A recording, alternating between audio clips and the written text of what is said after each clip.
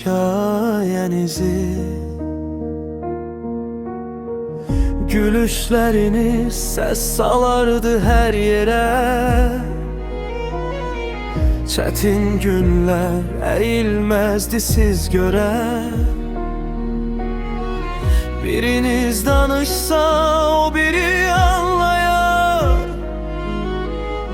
Sözsüz bile yürekler danışar.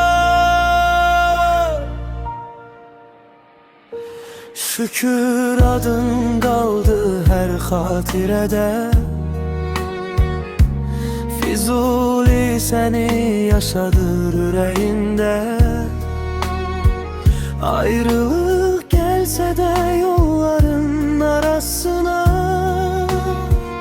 kardeşlik yazılı talihin yazısına.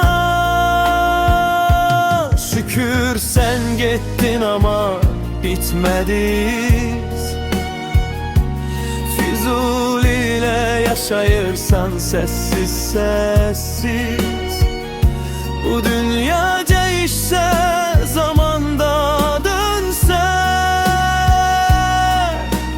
kardeşlik hiç vaxt ölmez bilinse.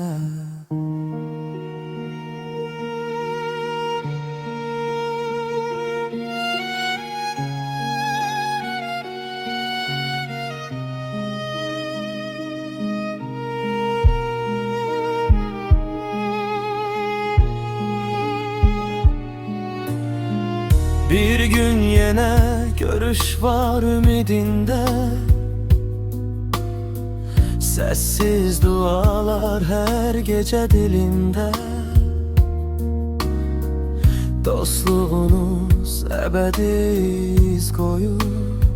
Zaman bile onu silebilmeyi. Gözler dolur, hatireler danışır. Geçmiş günler yüreklerde yaşayır. Kardeş deyip sarıldın o insan, indi göylerde seni koruyan.